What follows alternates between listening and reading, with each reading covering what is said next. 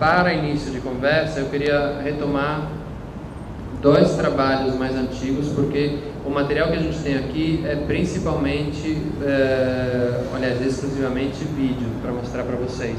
São trechos muito curtos de vídeos que dão uma ideia dos trabalhos, mas que obviamente não esgotam, digamos, os trabalhos, principalmente no caso de Rabeca, que é esse longa que eu mencionei, que obviamente não daria para mostrar inteiro. Mas eu queria começar com esses dois vídeos, que os dois são de certa maneira registros de ações, porque eles colocam a primeira questão que eu queria fazer, e é como tem se dado essa passagem para o Caetano, se é que se deu, de um trabalho que envolvia muito instalações para um trabalho que é mais exclusivamente de vídeos, pelo menos esse Rabeca que você ficou dedicado muito tempo. Então, o primeiro vídeo que a gente vai ver chama Zilomag ou Mar de Dentro, e eu acho que a gente pode ver ele e depois a gente conversa.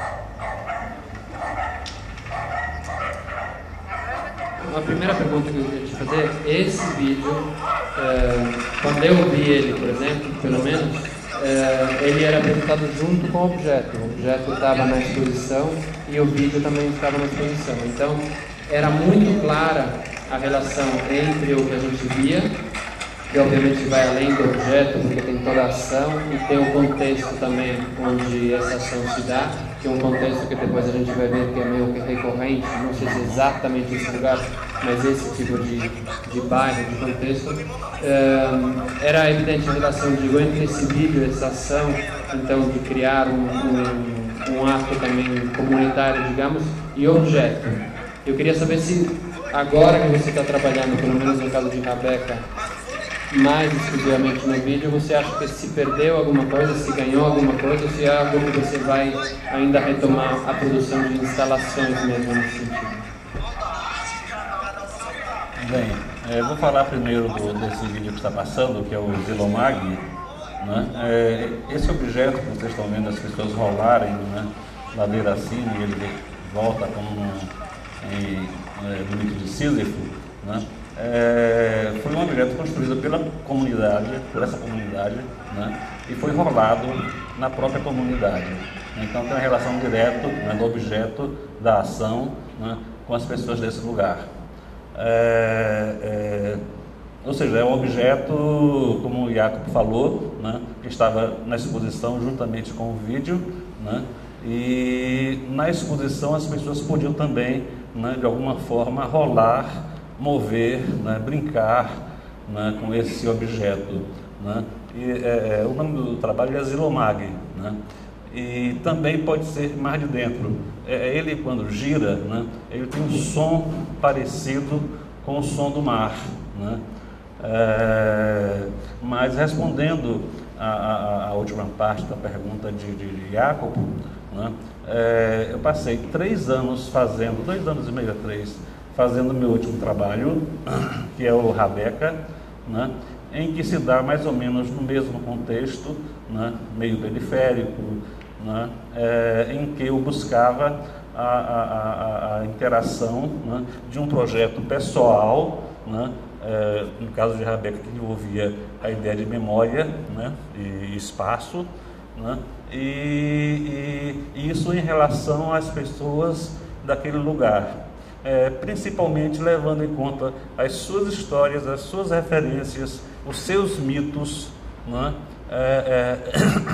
E também a história do personagem principal, que é o Éder Fersan, que é o músico, né, que transita entre uma cidade e outra com a distância de mais ou menos quase 1000 quilômetros de distância, né? Uma no centro da Bahia e outra no extremo oeste, quase Goiás, né? Esse personagem vai interagindo aos poucos, né? Não só com as pessoas, mas também com as histórias e os mitos. Acho que eu vou pôr um trecho de Rabeca, não sei qual é o selecionar. Não tem propriamente uma narrativa, digamos, convencional, né? Mas é a viagem desse personagem.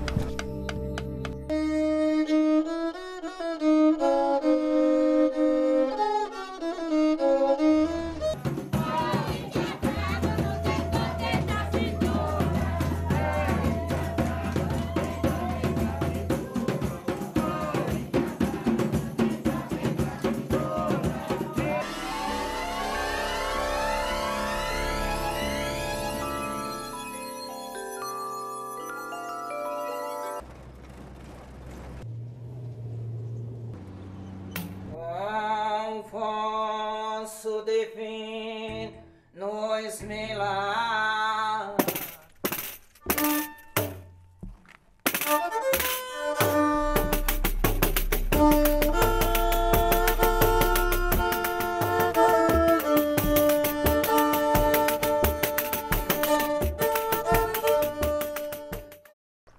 E a barquinha de Noel já chegou minha barquinha. A barquinha de Noel vai dançando. A estrada só se vê chifre ossada, resto do taboiara.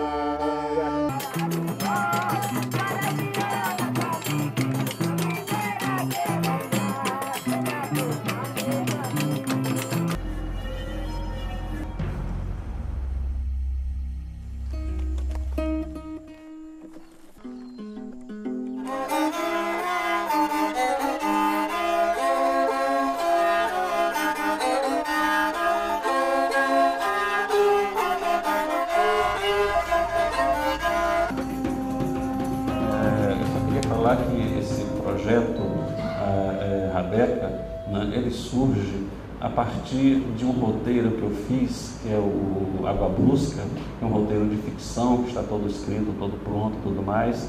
Nesse roteiro havia um rabequeiro, e esse rabequeiro com sua rabeca, né, a rabeca era o dispositivo, né, mágico, né, para acionar, né, um rio seco que tem ou terá um fluxo de vento e poeira, né? Então sempre que ele tocava a rabeca nesse roteiro, né, o rio seco, né, era acionado e ele tinha um fluxo que é simbolicamente memória, né, de vento e poeira, né? Para compreender melhor, né, esse personagem e esse dispositivo, né, eu resolvi fazer esse documentário para compreender o universo da rabeca. Né? Então esse filme, na verdade, é um experimento, né, é uma pesquisa, né, para um outro projeto, né, que vai demandar muito mais tempo, muito mais dinheiro, muito mais energia. Né? E ao final do processo eu percebi, né, que a rabeca não era o dispositivo que fazia o rio entrar em fluxo, e sim o próprio personagem, quando pisava no leito do rio seco, né, que fazia, né, esse fluxo de memória de vento e poeira. Né? É um filme muito, eu acho, muito denso, assim. Em relação a outros trabalhos seus, eu acho que dá um salto no sentido que tem esse nível simbólico que você está falando, né? De relação também com o âmbito mítico, digamos, mas aos poucos você vai percebendo como esse aspecto também é complementado ou, digamos, quase sobreposto a um que é documental, como você está falando. Eu não sabia desse background, digamos, da coisa, mas aos poucos, eu diria mais no final mesmo do filme, você percebe como a viagem toda do personagem é uma viagem através de tradições e de questões muito reais e muito presentes assim na história da região. E nesse sentido, eu acho que a relação com o tempo que você estava falando é fundamental, e também tem uma relação com esses outros trabalhos, assim, Zilomag, que a gente já viu, e Canto Doce, né, que eu queria mostrar também. Sim. Em que o trabalho que você faz é sempre uma maneira de falar ou de interagir com a comunidade. Canto Doce, em especial, é um trabalho que eu particularmente gosto bastante, porque a gente tem aqui esse daqui é um vídeo menos artístico, digamos, é realmente um registro da ação. Mas esse trabalho, não sei quem já viu esse ou outros trabalhos do Caetano, o Caetano fez vários trabalhos em que a matéria-prima que ele utiliza é o açúcar, né, a rapadura. E nesse caso específico, isso foi feito numa estação ferroviária, em que foi construído um muro que as pessoas depois podiam quebrar, comer, e da mesma forma como ele fez esse muro mais abstrato, ele fez também esculturas mais figurativas. Teve uma que a gente mostrou no Equador uma vez, que era um Cristo, tem uma série de cabeças também, né? Então tem uma relação, obviamente, de novo, com o tempo, no sentido da importância que todo o ciclo do açúcar teve na formação da sociedade baiana, especificamente do ponto de vista sociopolítico, econômico, do jeito que ela é hoje, mas também tem um desejo, pelo menos na minha interpretação desse trabalho, de criar uma comunidade, né? Através de um objeto se cria uma ação e se cria uma comunidade. Nesse sentido, me parece próximo ao Zilomag e também próximo ao que acontece em Rabeca. Em Rabeca é num nível mais simbólico, mas o que acontece é que esse personagem que vai e junta tanto momentos como níveis simbólicos diferentes da sociedade, acaba criando uma união entre tudo aquilo que de repente não seria tão visível, que é um pouco o que acontece com esses trabalhos. Eu concordo inteiramente, né? Mas um dos objetivos desse trabalho Canto Doce, Pequeno Labirinto, né? Isso aí na verdade é só um fragmento, né? São 2 muros, né, que deveria se estender como um labirinto nesse espaço, né, mas por questões óbvias de grana não dava para realizar essa obra, né? Então mas em outro lugar você fez, né? Fiz, mas pequeno, era mais baixo, era diminuto, né? Era uma área maior, porém era mais complexo, porém era pequenininho, né? Então isso aí é só tipo assim, o fragmento, um pedacinho de um labirinto, né? Ou seja, para mim ele continua labirinto, apesar de serem apenas 2 muros, né? Esse muro, metaforicamente, é a história, é o tempo, né? Mas tinha uma outra questão que me importava também, né? Sim. Esse trabalho durou 7 dias, né? As pessoas interagiram mesmo, né? Levaram para casa, comeram, muitos levaram pedaços grandes que transformaram em cocada, que foram vendidos nas baianas, enfim. É um trabalho que de certa forma, tomou conta da cidade, né? E eu não tive mais controle de onde foi parar esse açúcar, né? Mas foi montado em Salvador, uma antiga estação ferroviária, né, que era por onde a produção de açúcar e outras coisas, né, tinham um escoamento, né? Mas tinha uma questão muito importante aí também, que era a possibilidade, né, de mudar o cotidiano das pessoas que passavam por aquela estação, né? Tem uma estação que liga a cidade à periferia da cidade, o centro à periferia, né? Então, um dos interesses era criar algo, né, que levassem as pessoas, né, a ficarem marcadas para sempre, né? Algo inusitado, algo diferente, né? Gente, a casa de João, de Maria, de Hans e Gretchen. O que é isso? Que fábula é essa? Não tem um quê de fábula também, né? De fabulação. Então, essa possibilidade, né, de alterar o cotidiano, de interferir no cotidiano, né, de mudar, né, a relação que essas pessoas tinham com aquele espaço e com o açúcar, né, e com sua história em relação ao açúcar, era fundamental para mim. Eu até queria lembrar um pouco quando você apresentou aquele príncipe de Rapadura no banco. Você se lembra que você fez? Então eu queria que você falasse um pouco entre um e o outro trabalho, porque eu acho que esse tem uma força pelo lugar que ele estava e pela maneira como as pessoas interagiram. Eu acho que o que une os dois é a matéria, né? E também a relação simbólica com o tempo, né? Esse é o ponto em comum, né? No mais, são coisas completamente diferentes, né?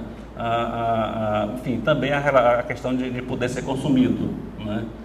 No caso do Cristo, tem uma transgressão, né, que é você comer o corpo de Cristo, não mais como uma hóstia consagrada, mas comer, entre aspas, literalmente, né, o corpo de Cristo, você poder profanar o corpo de Cristo, que também é uma estratégia, né, de modificar de alguma forma a relação que as pessoas têm, né, com as coisas, né?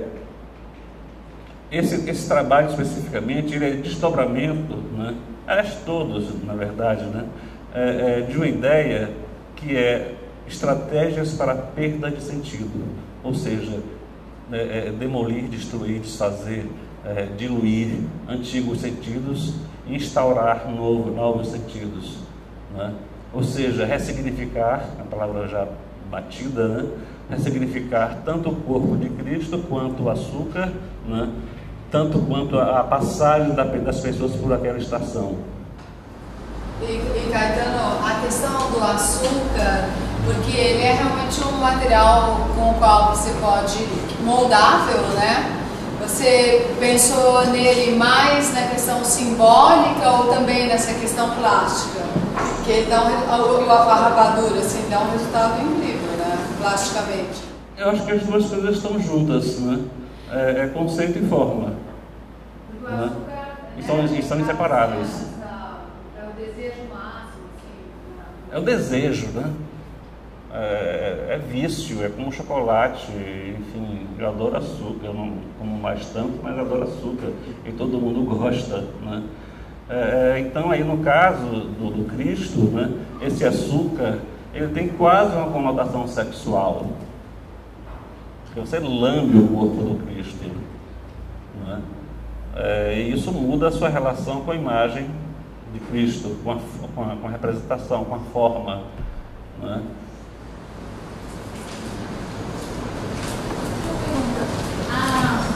O consumo, essa devoração do trabalho de açúcar lá da estação, ele te surpreendeu em alguma medida? Porque olhando o registro, e a gente foi cruzado o registro com o comentário do Jacopo de algo lúdico, né? E para mim eu fiquei muito mais marcada talvez por um ato de um saqueamento coletivo, assim. Também. O que eu acho que talvez me faz pensar na pergunta da Rejane e não deixar de levar em consideração que tem uma diferença socioeconômica gigantesca entre a situação do humano e a situação da tipo de interatividade rodoviária, que insere um dado no trabalho, uma perversidade também no trabalho. Você instiga a retomada dessas relações ancestrais, com a cultura canavieira e tal, mas você não é muito bonzinho também não, né? Não, eu sou bastante malzinho. Eu acho que nos dois tem essa mesma questão, de forma diferente, né? A transgressão no corpo do Cristo, na representação do corpo do Cristo é uma, né, que também, de uma certa forma, ele é saqueado, ele é devorado, consumido, né? E no caso da estação ferroviária, né, o trabalho foi literalmente vandalizado. Bom, eu acho que também tem uma coisa interessante que além obviamente das diferenças do contexto socioeconômico do Man com a estação, no âmbito da história da arte é bonito pensar que a escultura teoricamente minimalista e mais fria deixava muito mais livre o público do que a escultura figurativa, né? A gente sempre acha que o figurativo é o que mais gera uma empatia. Nesse caso é curioso que é exatamente o contrário, né? Quando era só um muro abstrato, as pessoas não tinham nenhum freio em quebrar aquilo, arrebentar e levar o açúcar para casa. Parece quase uma contradição em relação ao que a gente acha normalmente dos gêneros ou dos estilos, não? Agora, eu queria voltar ao que a gente estava falando antes, de como essas obras, ou muitas dessas obras suas, se dão sempre no mesmo lugar. Eu não sei se é exatamente no mesmo lugar, mas é um lugar que nos vídeos a gente acha que reconhece. No mesmo tipo de lugar. No mesmo tipo de lugar, exatamente. E voltaram um vídeo que é o Mundo de Janiele, que eu acho que a gente tem 45 segundos, mas é praticamente o que acontece no vídeo todo, né? Não sei no total quanto que ele dura. 3 minutos.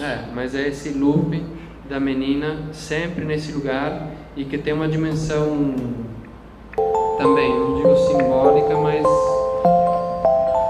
mágica quase, né?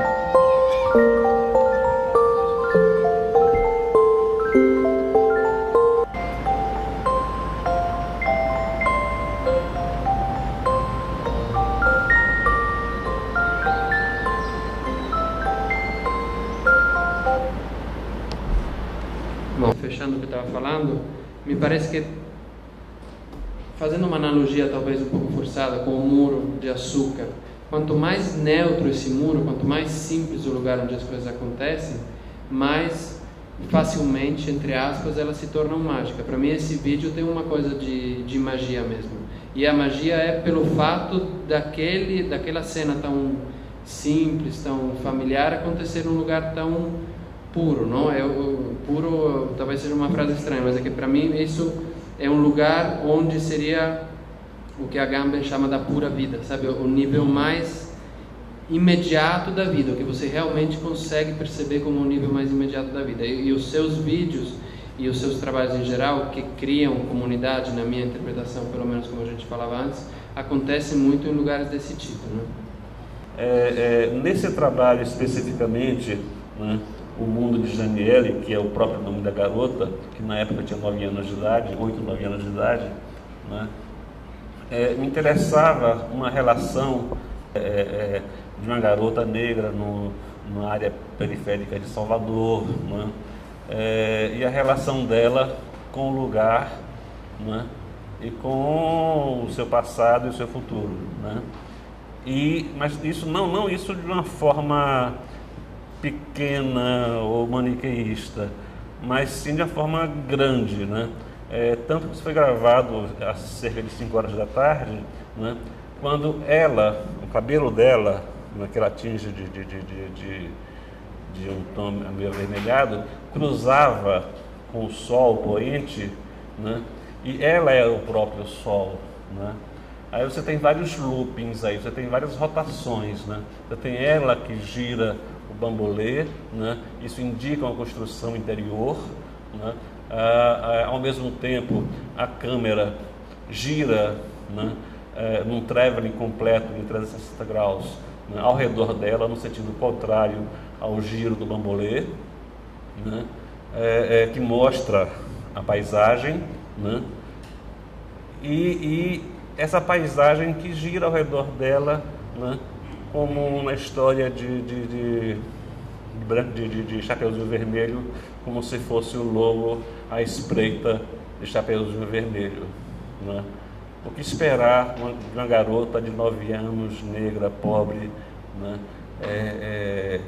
Morando numa favela? Felizmente ela deu certo, né? Ela tá legal, ela tá bem, né? Eu tenho essa informação, tive com ela recentemente. Então, essa relação grandiosa, né, desses vários paralelos de rotações ou translação, né, nesse vídeo é extremamente importante, porque mostra, né, a relação mais íntima dela consigo mesma e da relação com o seu entorno, com o sol, com o universo, ou seja, é um ser completo, né? É tudo o mesmo tecido, né? Ela e o universo, ela e o sol, ela e a comunidade, né? Ela e ela mesma. Eu tenho curiosidade, como surgiu esse vídeo? Teve um ensaio com ela? Você foi dirigindo? Foi numa casa? Você viu ela fazendo isso para ele surgir? Olha, quando eu dirijo um trabalho, eu parto de uma ideia, de um princípio, né? Oriento o câmera, né? Oriento a pessoa, o ator, enfim, o performer, né? E deixo a coisa rolar.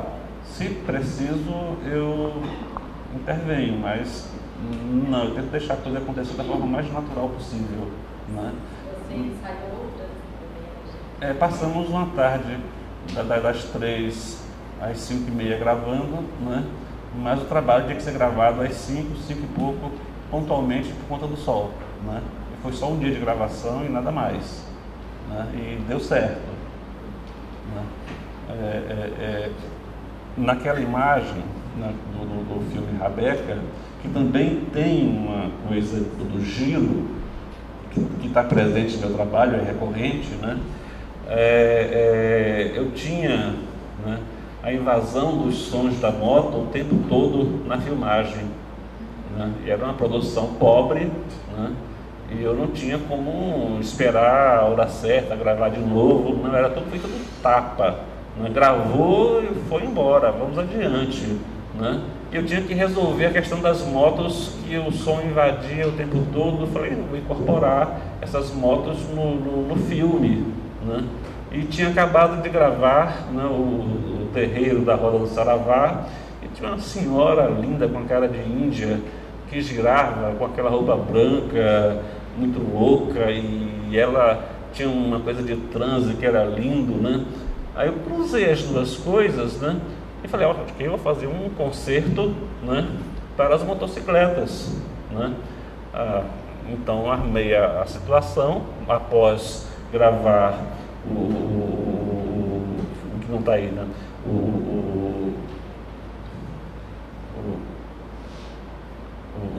Enfim, a apresentação da Roda do Saravá, né?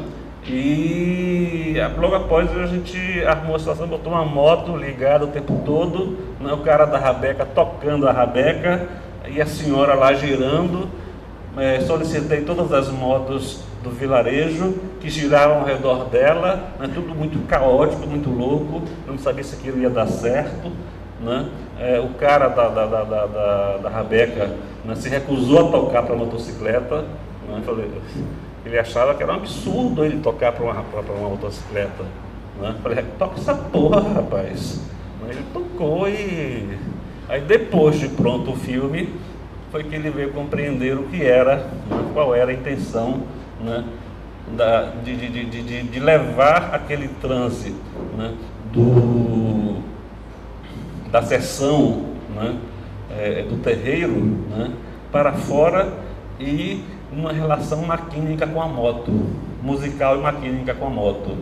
Ou seja, é um transe, né, que sai do atávico, do antigo, né, do histórico, da tradição, né, do mitológico, e migra, né, para os novos burros e cavalos mecânicos que são as motocicletas que invadiram todo o interior do Nordeste e talvez de todo o Brasil, né? Enfim, o meu processo de criar, né, ele é fechado numa certa medida em que eu tenho uma ideia e quero que aquela ideia aconteça, mas, por outro lado, ele é completamente aberto, porque eu trabalho com imprevisto, como aquela imagem das anjinhas que são as sabiás do campo, do reisado de São Pedro, em Xique-Xique, na beira do Rio São Francisco, né? Em que eu vi aquelas duas crianças dançando em uma cena que não está aí, né? E eram crianças lindas, batendo asinhas e dançando, uma coisa fantástica. Eu falei, caramba, aquilo ficou na minha cabeça. Aí, depois de um dia inteiro de gravação, saímos 5 horas da manhã, 10 horas da noite. Falei, agora vamos ali na estrada, pega as crianças e vamos gravar essa cena. O que? Você está louco? Não aguentamos mais. Não vamos fazer isso, né? Aí botamos as 2 criancinhas, as 2 meninas lindas, na estrada caminhando sozinhas, né? Uma motocicleta atrás, iluminando, né? O perfil, o contorno e as asinhas acesas, né? E depois a moto sai e se denuncia, né? Ou seja, foi uma descoberta. Eu descobri aquelas crianças ali, não estava previsto no roteiro, né? E foi fantástico, para mim, um dos momentos mais belos do filme, né? Mostrar outro vídeo, outro trecho de vídeo, que ele Águas, que se relaciona para mim no nível simbólico com esses outros trabalhos que a gente viu, mas ele fica muito mais no nível da alegoria, do símbolo, do que a maioria dos vídeos, dos trabalhos que a gente comentou até agora. Eu queria mostrar só para mostrar esse outro lado. Ou seja, em Janiele, por exemplo, a gente falou muito do lado concreto, real, até do início da produção, como aconteceu, mas o bonito dele é que, apesar de ser uma menina negra de favela, ele tem realmente uma coisa simbólica de pureza, de beleza, que te faz sonhar junto com ela. E tem alguns trabalhos seus que tem esse lado da alegoria do símbolo muito mais explícito. Então, esse vídeo para mim tem uma relação, querendo fazer um paralelo com o que a gente falou agora, com outro vídeo seu, que é a Cidade Submersa, em que tem todo um lado mais documental sobre uma cidade que foi realmente alagada e que ficou submersa, mas aqui você fica somente no âmbito da simbologia, né? Então, se quiser falar alguma coisa. Nesse vídeo me interessava a inversão, ou aquilo que falei antes, né? Estratégias para a perda de sentido, né? Eu vou mostrar a cidade. Eu ali buscava, né, aquele barco não como um barco qualquer, mas aquele barco é o corpo, é a alma, é o próprio sujeito, né, em relação a si e a seu corpo, a sua vida. É um barco simbólico, né? É o que ele faz o que ele faz da vida dele, né? Me interessava esse ponto especificamente, né? Ele nadando, encontrando um barco e ao invés de retirar a água, que é o que normalmente se faz, né? Ele começa a pôr a água e fazer a água no barco, né? E esse aqui é um trecho do Cidade Submersa, que é a relação de um pescador, né, de uma cidade que foi inteiramente submersa juntamente com outras tantas na construção da barragem de Sobradinho, né? E esse pescador aí, né, Rodolfo, ele navega, pesca, vive, né, sobre as próprias memórias, né? Ou seja, a cidade dele está aí embaixo, né, e é onde ele trabalha diariamente. E ele se relaciona com esse lago, né, que guarda a sua cidade, né, parte de sua vida, as suas memórias, né. Aí nesse vídeo eu faço 2 trajetos, ele navegando, pescando, enfim, né, e um outro, simbolicamente, ele numa espécie de suicídio, indo diretamente em busca da cidade, indo para a cidade, né? Voltando para a cidade, melhor dizendo.